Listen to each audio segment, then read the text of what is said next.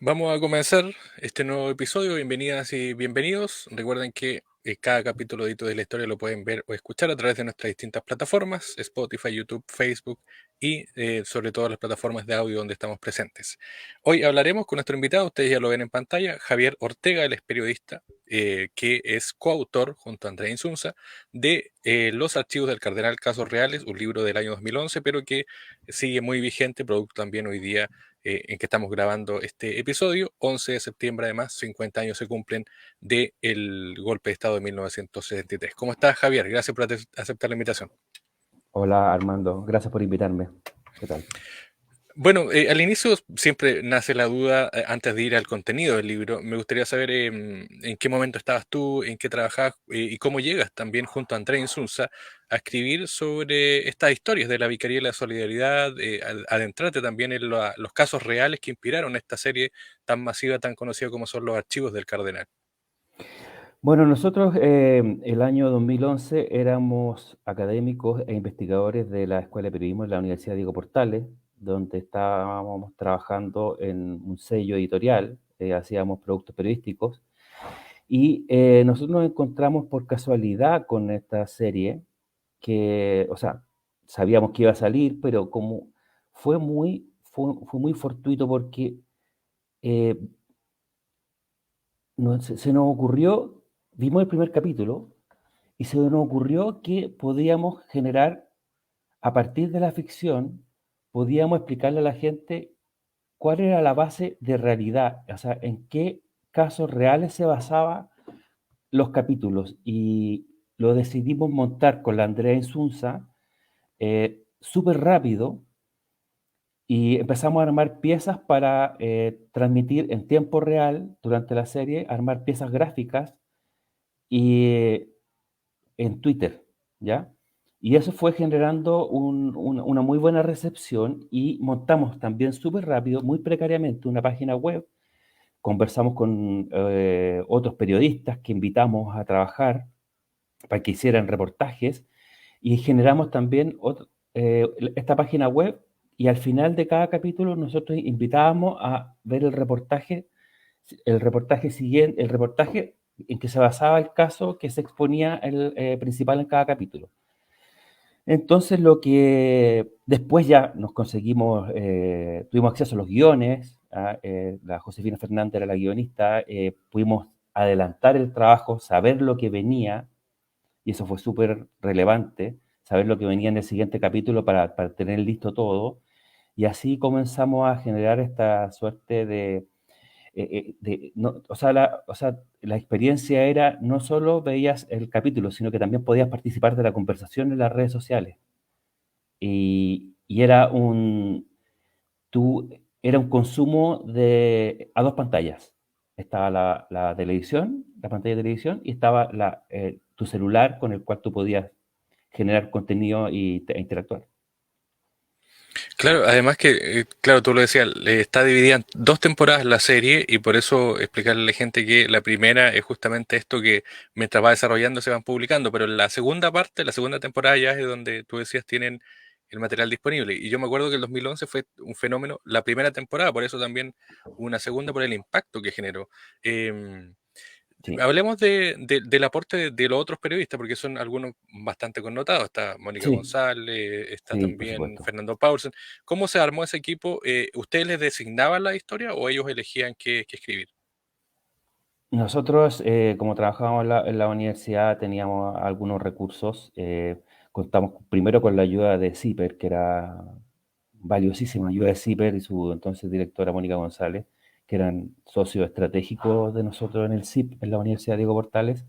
Y con ellos, ellos empezamos a conversar qué se podía hacer, qué podía escribir. Estaba también la Alejandra Matus, ¿ya? Y varios otros periodistas más, Ana María Sangüesa, a Juan Cristóbal Peña, estaba la Francisca Skobnich, que escribieron, y ellos, conversábamos con ellos y nos poníamos de acuerdo, y ellos iban trabajando los reportajes.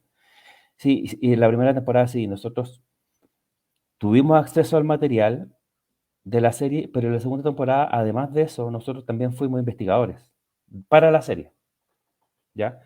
Y ahí armamos la segunda temporada, que fue el 2014, ahí armamos algo un poco más profesional, con más tiempo, con más recursos, y ya las piezas gráficas eran mejor logradas, generábamos una conversación mucho más, la pudimos medir, ¿ya?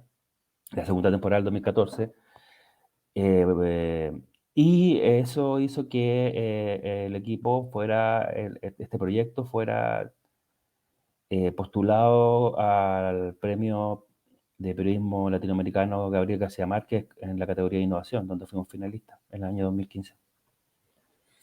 Hablemos de la historia. He separado en primera y segunda temporada, no todos los casos, pero sí quizás los más emblemáticos. Uno de los que más marcó y que, bueno, es historia real, pero que marcó a una de las colaboradoras de ustedes, que es Mónica González, es la de Andrés Valenzuela, que es el Papudo, que es Ah, justamente Papudo, este sí. personaje que marca toda la primera temporada porque es este represor, ¿no es cierto?, que forma parte no sé si de la DINA o la CNI, y él aparece en la primera temporada. No sé si nos puedes contar brevemente sobre el resumen de cómo el Papudo finalmente se transforma en este personaje principal, que es un represor que se convierte, por así decirlo. Bueno, Papudo Valenzuela era un miembro del Comando Conjunto y Mónica González tuvo un papel en su momento central para que este hombre pudiera salir del país, ¿ya? Y lo logró entrevistar. Y la entrevista fue icónica porque era la primera vez que un miembro de los aparatos represivos de la dictadura hablaba sobre qué había ocurrido desde el interior de los represores, ¿no es cierto? Y contaba que había ocurrido con muchos militantes de izquierda que estaban desaparecidos, cuál había sido la suerte que habían corrido y que, bueno, que efectivamente habían sido torturados y hechos desaparecer. Entonces, la entrevista que hizo la Mónica González fue eh, impactante y este hombre logró salir del país, ahora está en algún lugar de Francia, entiendo que con otra identidad, y nosotros lo que hicimos fue hacer además de publicar lo de la Mónica, hicimos un reportaje que se llama El hombre que olía a muerte, que es contar cómo fueron las bambalinas de esa entrevista que hizo Mónica González. El otro que también es interesante, o los otros, mejor dicho, está el caso de Tucapel Jiménez, que también se trató de pasarlo como un asalto, algo así. Y está Sí, también el del sí. carpintero Juan Alegría Mundaca. Sí, sí, que debe ser uno de los crímenes dentro de todas las atrocidades de la dictadura, debe ser uno de los más brutales porque es una persona es un crimen que se hace para encubrir otro crimen.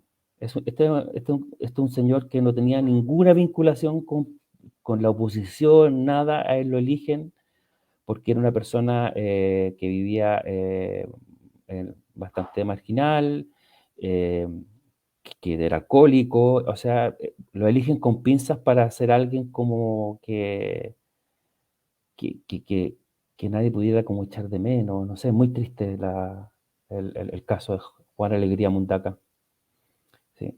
Y eso también está en la serie, los archivos del Cardenal. Bueno, se habló mucho también sobre Benjamín Vicuña, que era el protagonista de la serie, que él hacía de hecho un abogado que su familia era de derecha, pero que él se había transformado en un abogado de la vicaría. También está Sí. el relato ahí, en qué se basan, por así decirlo, porque no es solamente una figura, sino que hay más de una figura, creo, inspirando el personaje. Es que varios se atribuyen, en su momento, varios se atribuyen haber sido en la serie Ramón Sarmiento, po. Hubo la Vicaría de la Solidaridad tuvo muchos abogados, ya trabajando en todo el país por el tema de los derechos humanos. Pero el Álvaro Varela era en realidad el que inspiró a Ramón Sarmiento, el personaje de Benjamín Vicuña, que era un abogado que en su momento era joven y colaboró con la vicaría, y eso lo comprobamos con la guionista, que es la Josefina Fernández. Así que era un personaje bastante como... Sí, tenía muchas cosas en común con la figura ficticia de Ramón Sarmiento, que era una persona con familia de derecha y eso. Eso era uno de los motores de la primera temporada. Bueno, primera temporada, interesante también fue conocer tú decías el tras bambalinas, que no solamente es la historia del Papú, sino que este relato que se va conociendo en la serie del actuar de la DINA, de la CNI, es decir, cómo articulaban la persecución, cómo grababan, cómo buscaban los datos, es decir, había toda una trama de fondo para conocer cómo actuaba también el organismo represor. Em, ¿Cuál dirías tú que es, por ejemplo, está el tema de los integrantes del MIR, cómo perseguían al MIR también en la Sí, primera temporada? sí. Sí, es que básicamente lo que hace la Vicaría de la Solidaridad, además de la defensa de los derechos humanos, se convierte en una suerte de grupo de inteligencia, ¿no? Ellos empiezan a recabar, la Vicaría de la Solidaridad y José Manuel Pará, especialmente, empieza a recopilar información no solo sobre los crímenes, sino que de los aparatos represivos mismos. Y eso es para cuando llegara la hora de la justicia. Así que ese trabajo es muy valioso. Es un acervo que se reúne y bueno, y por el que matan a José Manuel Pará finalmente. A él lo degüellan. Es uno de los tres profesionales comunistas degollados. Claro, y de Era hecho una persona. el abogado más antiguo, por así decirlo, está inspirado en José Manuel Parado, ¿no? Sí, sí, de hecho, el último capítulo de la primera temporada termina con el caso degollado, con el personaje, que no me acuerdo su nombre, muerto. Y es cuando. Y eso marca un hito, ¿no? Porque se supone que cuando tú estás trabajando al alero de la Iglesia Católica bajo el amparo directo del cardenal, no te puede pasar nada. Pero eso demostró que, ese crimen demostró que eso no era así. Que por fin la muerte llegó y tocó las puertas de la Vicaría de la Solidaridad. Estamos hablando con Javier Ortega, que es autor del libro Los archivos del Cardenal, Casos Reales, 2011, junto a Andrea Insunza.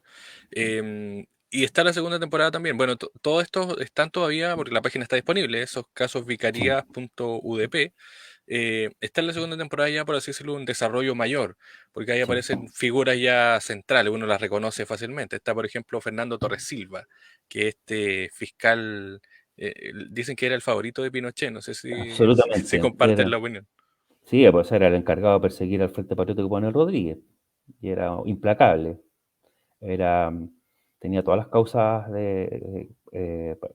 contra el frente. O sea, y también aparece otro personaje como Álvaro Corbalán, que es central, que lo interpreta magistralmente un actor cuyo no me acuerdo cómo se llama, pero era un actor muy conocido.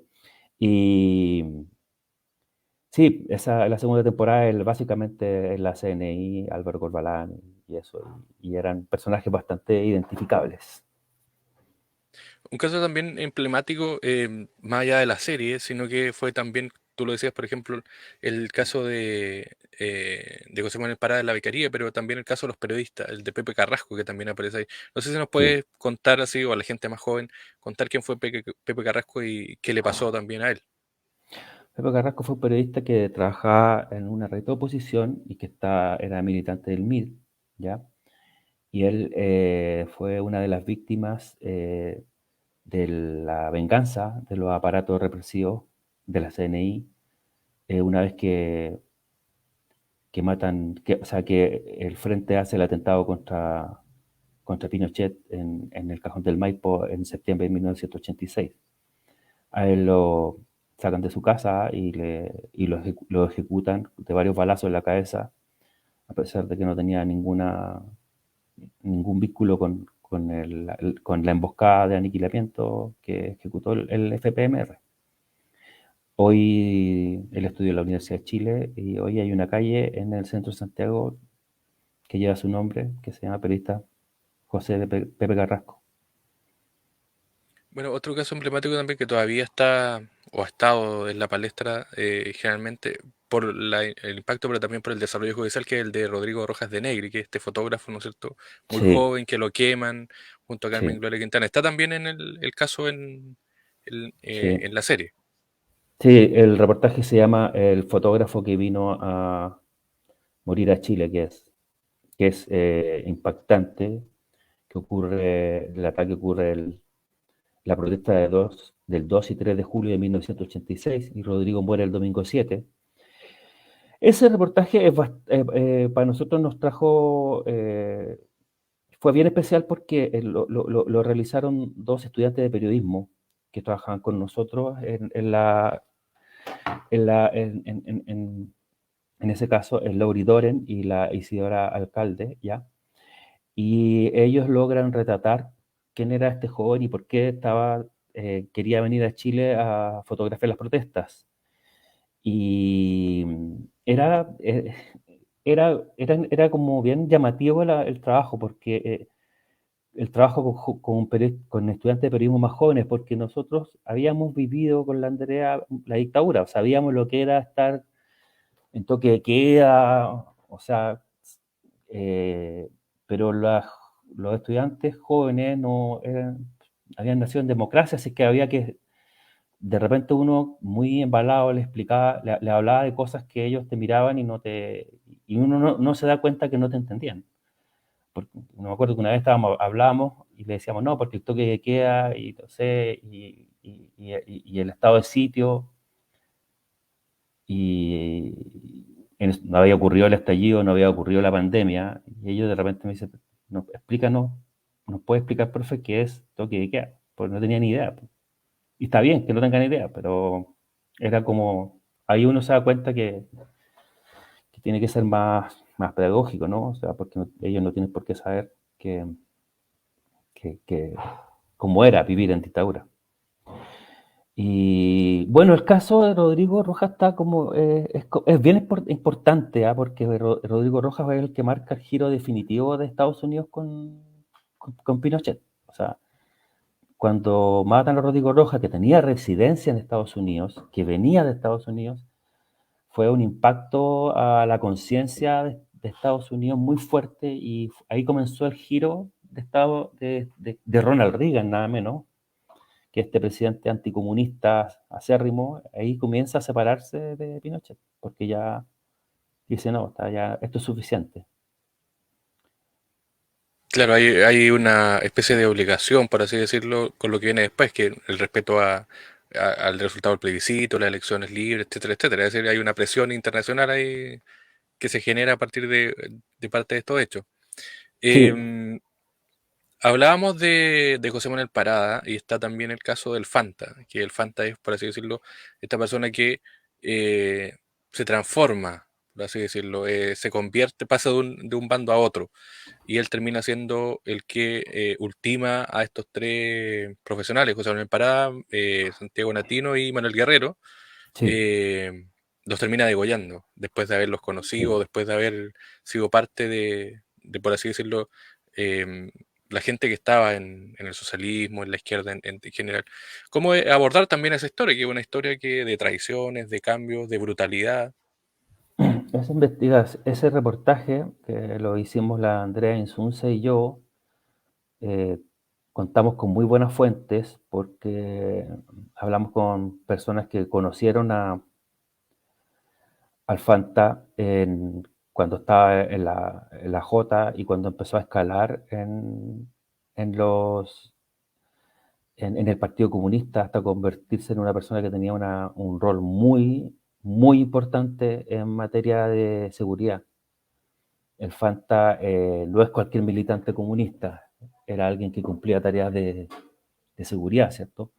Y su traición fue muy fuerte, y no solo su traición, sino que además se pasó al lado del bando de los torturadores. Él, como tú dices, fue un agente activo de la represión. O sea, no solo fue un delator.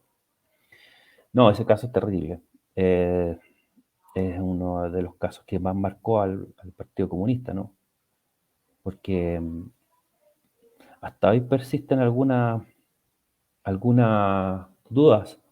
Por ejemplo, ¿qué pasó con René Basoa, que era el jefe del Fanta en el PC, y a él lo matan a balazos, también estaba colaborando, entiendo, y lo matan a balazos en el sur de Santiago, y ese crimen todavía está, entiendo que todavía está completamente dilucidado. Bueno, algo también que se ha generado, o el impacto que generó también la serie fue cómo la justicia, es decir, el Poder Judicial en este caso, no actuó como debía actuar, es decir, actuó o porque apoyó el régimen o finalmente no hizo lo que tenía que hacer. Y en la segunda temporada hay figuras que representan eso o que combaten eso. Está Carlos Cerda, por un lado, y está también José Cánovas en el ámbito Sí. judicial. No sé si nos puedes contar brevemente de cada uno o de cada uno de ellos. Ya, bueno, el ministro Cerda es uno de los primeros jueces del Poder Judicial que comienzan a tratar de investigar, ¿cierto? Y por eso él fue castigado, fue degradado. O sea, por hacer su trabajo, él sufrió sanciones, ¿no? No me acuerdo por cuánto tiempo lo suspendieron, ¿ya? Y bueno, y José Cánovas es clave en el tema del caso de Goyao, y es un ministro que también empieza a avanzar. O sea, estos dos jueces representan un poco pequeñas luces dentro del- de la oscuridad del Poder Judicial. O sea, no olvidemos que había presidente de la Corte Suprema como Borges, que decía que Israel Borges, que decía que el tema de los detenidos desaparecidos lo tenían Curco. Y el propio presidente Elwin, una vez que asumió, dijo que al Poder Judicial le faltó interés moral para poder defender los derechos humanos en el periodo más oscuro de las últimas décadas de nuestro país.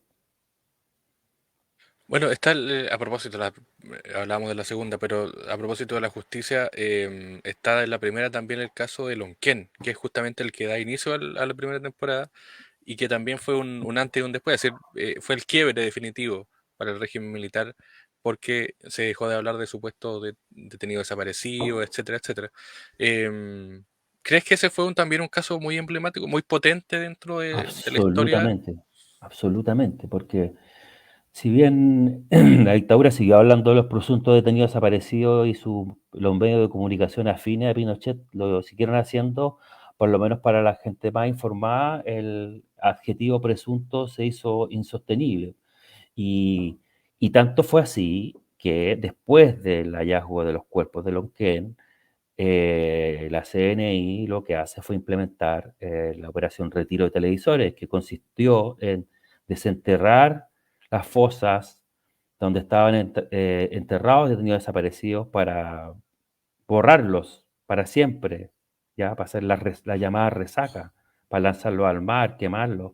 O sea, absolutamente hay un antes y un después con el caso de Lonquén. O sea, totalmente. Es es súper relevante ese caso.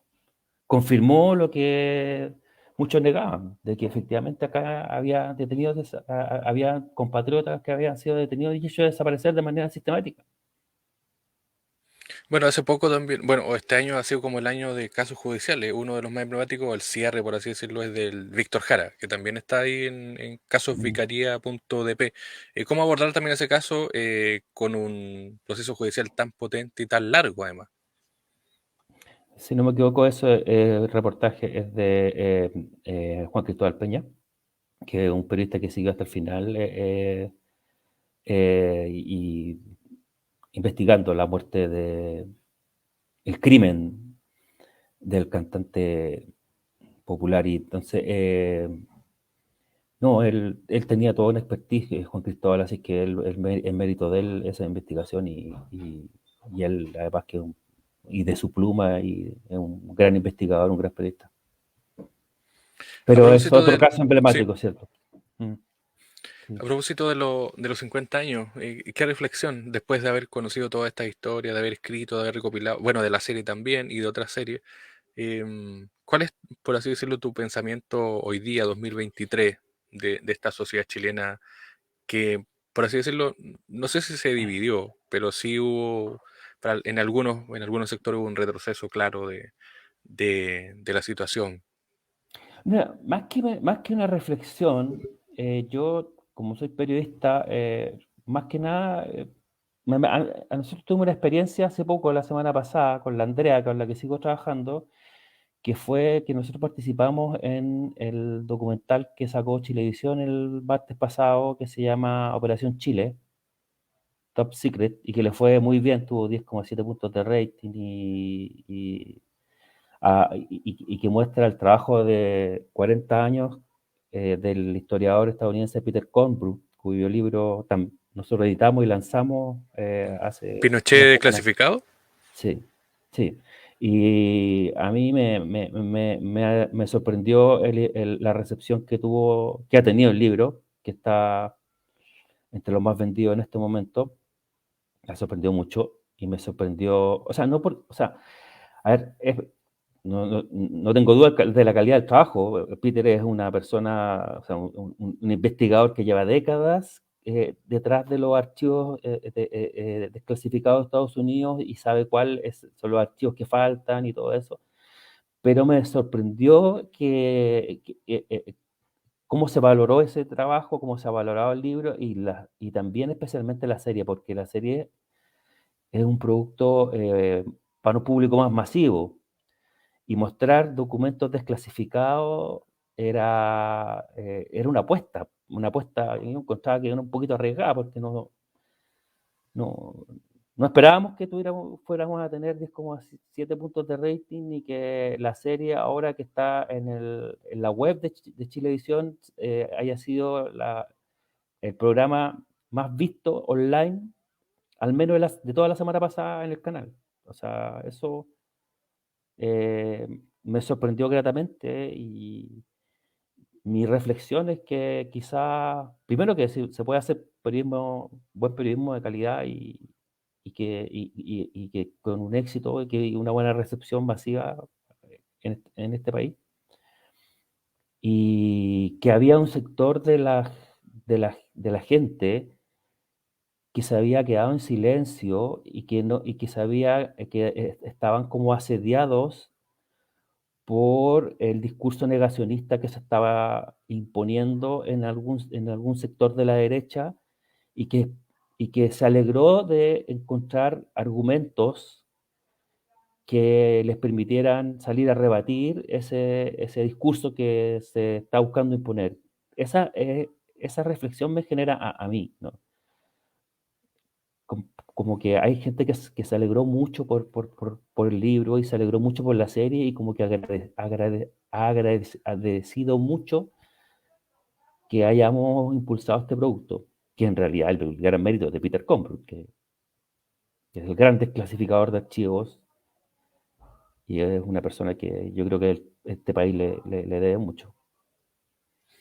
Muy bien, pues Javier Ortega es periodista, autor del libro Los archivos del cardenal, casos reales, 2011, y como decíamos, como decía Javier, está en online ya este episodio de Chilevisión. A propósito de todo lo que se ha dado con los 50 años, hay mucho material disponible ya online sobre todo, así que lo invitamos, bueno, a buscar y a generar también la Sí, propia reflexión, que es que es lo más importante, ¿no?